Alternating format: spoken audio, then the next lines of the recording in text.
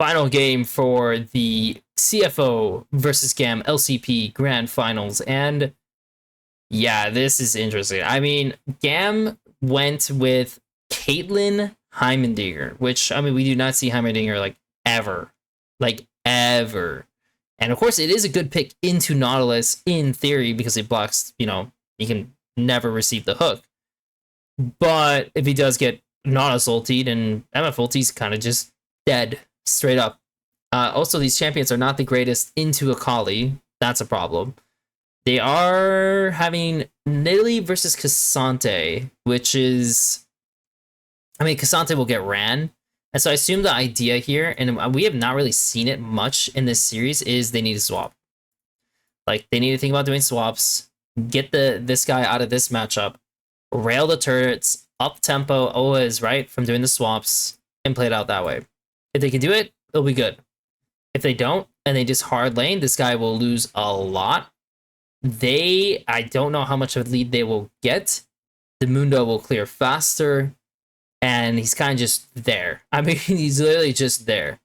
They will probably have a lot of issues killing him. They definitely can have a lot of issues killing him, but here's the thing.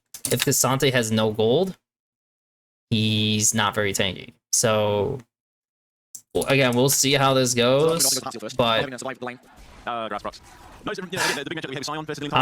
That Caitlyn comp is always very dangerous because, like, again, if you do not excel on it, you kind of just fall apart. Of course, if the Cassante somehow gets ahead, brilliant. So we have side trades, which tried messing with him. Interesting. I mean, it's not the end of the world because both junglers are still going to path up for their camps, so like it doesn't really do too much, and it's really good for the Caitlyn Heimer unless the Mundo's going to gank bot. I mean, like, that shouldn't happen, right? Like, again, the whole point is that you just could never get hooked, so he lost half his HP for free. But yeah, these guys are going to rail them as much as they can. And then we'll see how top does. Like, that's going to be the really important thing, because we know what's going to happen bot. But what's going to happen top?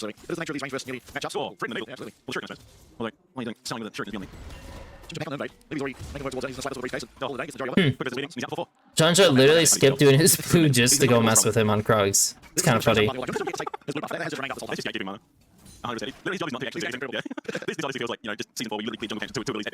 Sees that as too hard, so he just it's like, okay, have fun. What is base? The dual lane's going through mid. What?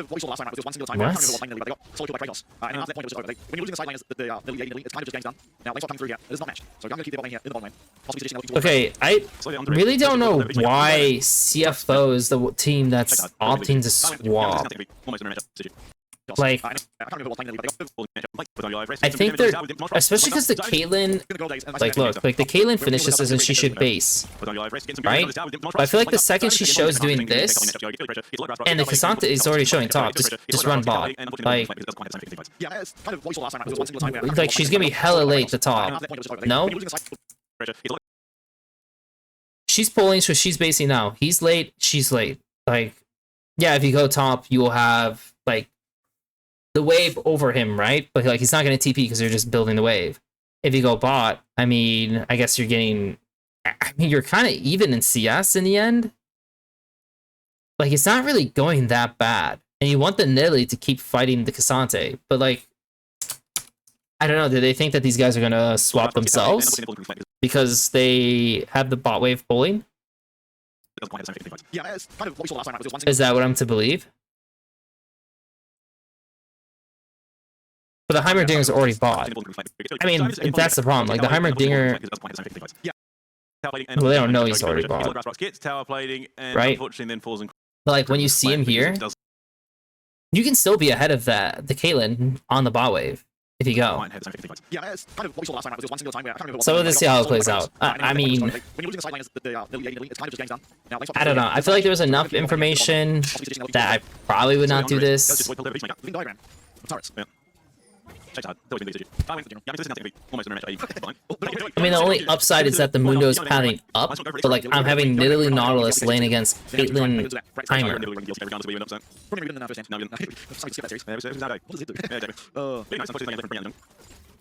And the Kasante's big chillin' versus MF. Like, this is like not an issue at all for him. And so they're like, look at this, they're getting shit on. Hello?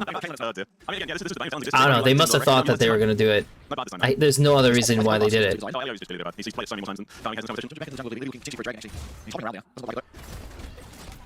we're watching Ginger play Dr. Mundo. We can't be watching Ginger play TV right now. Oh, no way. No way. Frank Beyond. Just, I don't even know where your team's from now. I mean, it's a team play, I guess, but all about ego challenging. They're gonna need a bailout from the Mundo. If these guys keep staying, oh, they can't, because Heimer's low mana, so they're just gonna take their bases. And he's going back top because Grubs is coming, so he knows that these guys are probably gonna match into him. Levi's trying to get one. It's one and out, one and out, one and out. They actually fight them off? Oh, it's because their Nidlee's going back bot. That's why. Yeah, we thought that the primary moral message in League of Legends is that Gary's not effective. Gary's leading lane solo. So if we look at this, Mundo's coming up, right? But I do agree that Nidalee does not necessarily really want to be a part of this. So it's kind of like it looks kind of awkward, I guess, because lane swap as well. But Reese has managed to do pretty well for himself in his own right now. Void Grub the Nautilus could be with the Akali right now, and if he's here, it's a little spooky because the Caitlyn is stuck. So technically, it is actually a 4v4. Like it is. Like she's out of the picture. So you have 2 people and you have 2 people. And then they would have 4 people. So it's like kind of split and how they want to go about things.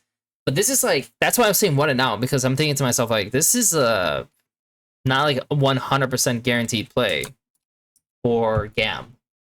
But they do run back in, and I guess because Nautilus is also not 6, that they know the Nidalee's getting a push, they figured, you know what, we'll just get the Kasante TP for this.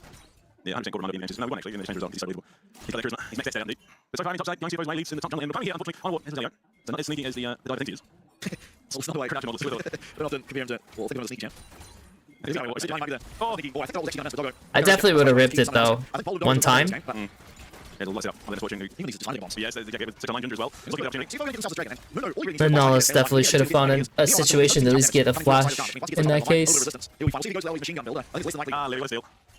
Also worth noting, it does seem, looking at right build to start things off on realistically, he's just playing second mid. Yeah, there's no support. Nice thing is having full. We'll have gold available. Then, gold available. So far, nothing too drastic occurring, even in gold. Slight advantage in bot lane, but it's matched to the top side. Unfortunately, from where I'm sitting, I'd rather have that gold on Caitlyn than a top Nidaleee. Yeah. Grasp. You love it. I mean, it's really interesting when you see that eventual flight breakout. I'm having a phenomenal time, all things considered. Yep, entirely underdid so far. Exactly what you want. And the lead jungle knows a little bit harder pressure than just the lane windows. He does clear his hands very fast. And he's also often just, you know, that much that you don't really find him. Oh, finally, some revenge. He's going to take this blue buff, I don't know what to think of this so far. He's doing a good job. And the will be actually, it's like the game is close enough that I mean, it's actually probably not good for red side. They got one plate on Caitlyn. Yeah, it's probably not good for them. There's no distinguished mid lead.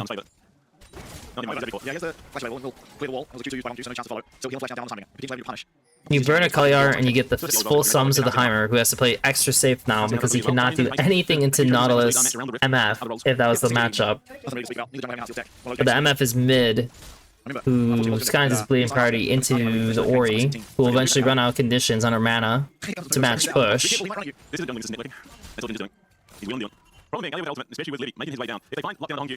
But again, like red side's not progressing. Like, I mean, he fished for one Sensuar, didn't get anything. We're playing for drag. This drag will matter a lot because they definitely need to have first setup for Caitlyn traps and Heimerdinger turrets. So I don't know why they're prioritizing the Herald. Yeah, I mean, like, there's no point. Like, so these guys are gonna give up the drag, and then so they should Herald top. Yeah. And if they don't have the Herald top, yeah, so in the end, like, they push them off, they didn't have the Herald top. Now this is where it gets interesting, because I want to know what they think of the next play. Because the waves are already kind of dead on bot side. Well, not the wave, but like, there's like really no camps to be lost at this point. So once Sedger is like showing like this on Akali and Heimer's in the area, you can ram the Herald for tier 2 and get a big gold injection, and there's nothing they can do about it. Like, even if you lose the bot tier 1, like, you fully open top for your Nidalee, which would be honestly massive. But I mean, like, Nidalee and Akali having that much open space in the side would be very obnoxious. So that was definitely a play. But they decided to base to recover so they don't lose anything. Which, in the end of the day, like, is one play better than the other? I guess the main way you can see it is when you're looking at this situation here, if Nos does not show up, can Akali die? Pretty good at pushing these.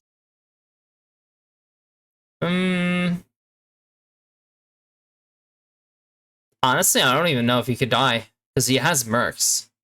And you also have Nidalee TP. Towers. Honestly, unless Caitlyn's moving for this, and that would be like the big tell. Like, they need to know if Caitlyn's moving for it. Because if Caitlyn doesn't move, I actually think he can live. And if he can live, then you the top tier 2 plays for sure better. But whatever. In the end of the day, they do something that, like, there's no issue with. There's no issue doing the play they did. And so they go through mid, and so it's technically illegal for Emo to actually do anything. I don't know if he had the flash though, to be honest. Like he can't be there, but people weren't like in position just yet to make it work. And he just kind of like TP'd mid for nothing. And now we have no TPs versus double TPs. So if they save their TPs for the next drag, they can get either a side advantage or they could take a equalized fight by still pushing out the waves over their opponent. And so that's pretty much what you're looking at. Like that's your advantage on the map. I mean, the fact that they're killing the Ori because he lost flash randomly, also problematic. And Levi is just, I mean, he did 2 Sejuars, and that's it. And they both missed. Like, they're in a really bad spot. GAM.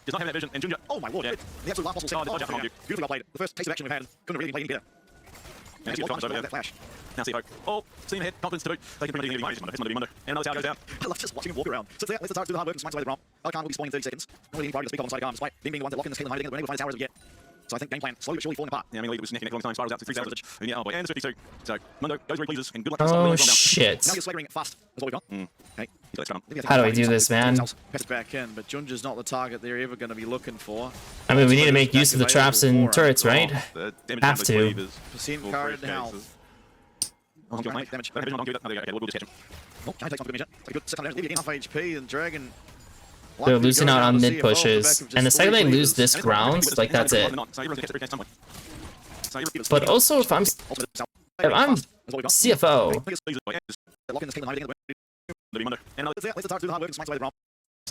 like, Akali does an extra wave. Akali could just run to the dragon, but honestly, he should be running top. So I think game plan slowly but surely falling apart. Like, I talked about how they have like TP advantage. Like, he should be running top, and they should be forcing a situation. And you know what? They could sack the dragon if they really wanted to. They actually could. Honestly, literally, they could sack the dragon, and he could start be hitting top, and they could take top tier 2 if they really wanted to, and it would be no issue with that because you're just winning. You take the drag, but now their TPs recover. So okay, well, I guess we don't really get anything for that. And to be honest, they probably should just fight the drag if it did come to it. Like, I'm only saying, like, if they screw up or something like that, they still have a really good play. Only thing is, I think it's like circle theory. You've got 1, 2 on the side of CFO, realistically. And Liberty provides a pretty darn good circle, so I think Gam's eating out that effect, but I think we're too close for it to one or the other. Yeah, I think the problem is circle theory falls apart when Doctor's involved. Yeah, and I think he's a doctor. Okay. I think he's a doctor. He thinks he's an yeah, look, he might have signed a different name, but it's definitely the same name. I like that one. We always doing kills. Unfortunately, it's game 5. GAM are definitely trailing. They're finding it hard to even look at them. And a big part of the problem is the only go button is leading with that equation prism. And so far, Logo has showed an opportunity for Libby a couple of times, but yet to actually landed one splash away from them. The first one overly cautious and then did not respect the second at all. I must didn't either though. Spike. It feels like I'm in practice though. We're practicing on CSing. We've got some pretty big CS numbers coming. I'm not feeling good for these guys. Obviously, it's the 3 towers that's doing it majority, and seriously, not really much to speak about here. Look down those totals. I don't know, it's pretty big in the jungle. Well, that is true, yeah. But because unfortunately he's only renting his side. Yeah, it is. How it seems. All race dodging out. Like, Q3 might have been careful. Oh, Young Junior. He's sprinting in. Oh, no, he's fast. Misses the clear. He's back. Calls it a day. Off the block. It's half day. You know, okay, I'm now 100% confident that if there was any music coming to the AFC Ninja and the Mundo, corporate Mundo, it's serious. There's it's serious, he's survived. Man, I should probably how slow. This is by far the slowest game in the LCP. I don't know, it's about 21 minutes before we crack the longest game split Yeah, through. that was just bloody. That wasn't slow. Yeah, killing it. We average 1 kill every 21 minutes. A little rough position here, but it looks like both teams are so hesitant to possibly make the play that loses in the series. Yeah, fighting to rally time support is a scary business. And again, CFO, they're not on timer. They're more than happy to sit back. They're trying to get those items online, looking out towards the ending spear. Yeah, really just it is literally just AFK central in this game. It's just AFK central, and because it can't be that high. When Risk is I have some disturbingly high numbers. He's drive everyone. I don't know what GAM's gonna do, man. I mean, like I said, literally, she went Leandries. Like, she hit the... She can't go Leandry. She actually needs burst in this game. Like, you need burst. Like, you need to finish fights. You don't want to prolong fights. You want to finish fights. And this guy's just kind of like killing himself, but they're also getting dragons. So it's like he took the turret, he got drag, you're one drag away. You didn't burn flash or anything. So despite having kills, the gradual goal lead they found themselves is needing to have the shutdowns. But again, it doesn't feel all that possible for the team comp. Of to take down Ginger bar some massive misplay. Yeah, look, I'm always convinced that playing a private service tonight. He's 3 lanes big, one of those fourth.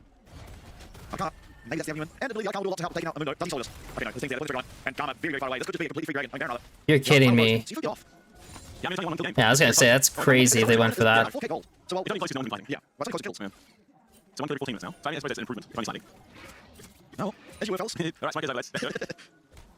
Something has to happen eventually. Surely. We're looking towards the Titanic Hydra now on the Italy. Yeah. You know, when I think of Italy, I think Titanic Hydra. Yeah, absolutely. Yeah, unfortunately, back to the shift. You know, these things put time to cook themselves, apparently.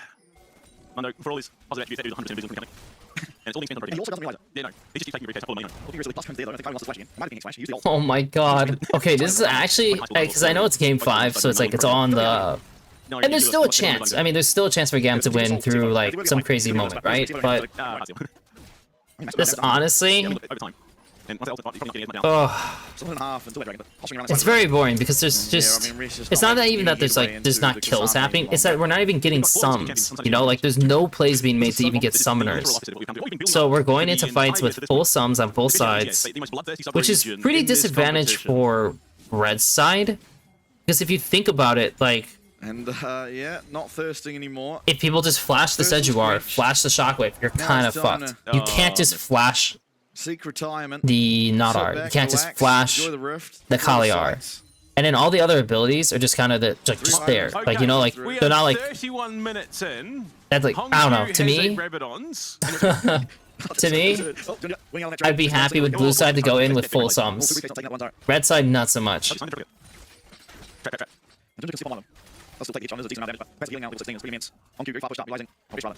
They're going for a deep flank with Nidalee. Oh, nice Q. And just like that, nothing happening. Hongq gets impatient and just goes. Emo now looking to be taken out as well. This rest on the Nidalee, taking so many tower shots and feeling completely okay. Hongq flashes. Hongq take it down, and just like that, nothing happening.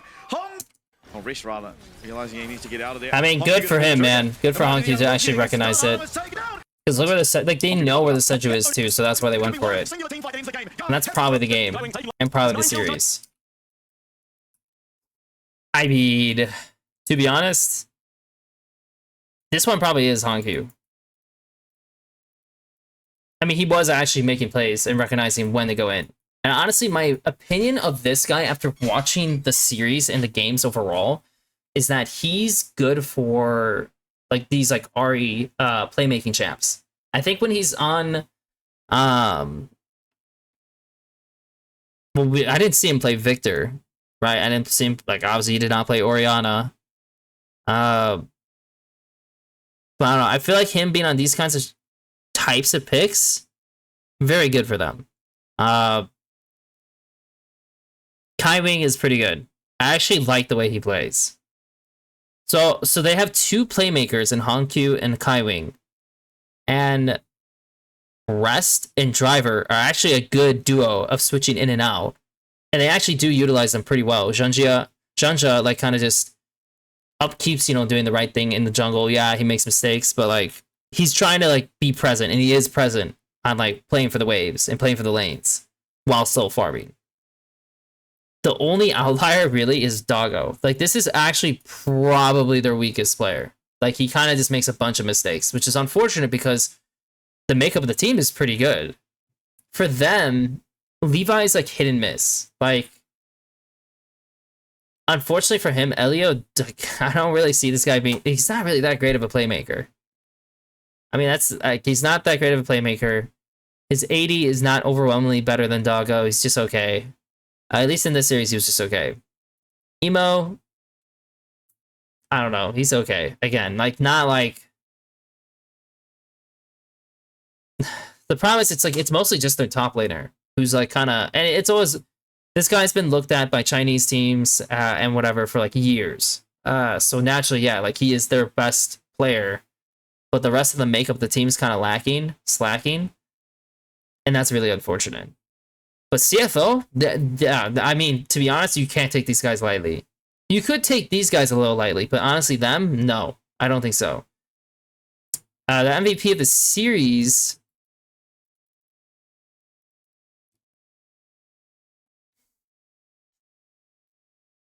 You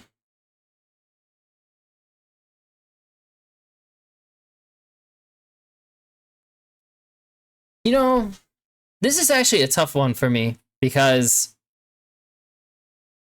I think this guy made like a lot of, like, honestly, consistently throughout the entire series, he's made a lot of smart decisions. There's some stuff that could be cleaned up, but he made a lot of smart decisions. I'm gonna do a share because honestly, I think this is like what ended up winning them the game in the end of the day, or like the series, was these two together, playing together. The worst player of this game was...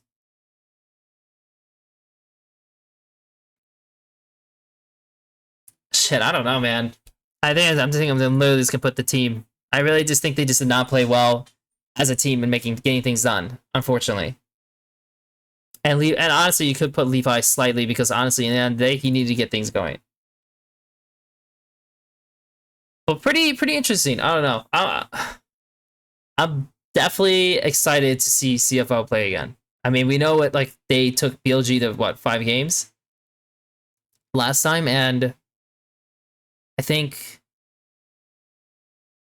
yeah, you just can't underestimate them. And yeah, their two top laners definitely play like different styles, and they're honestly probably in modern time the most successful like 6-man roster team, like, because no one does it, and they are actually doing well with it.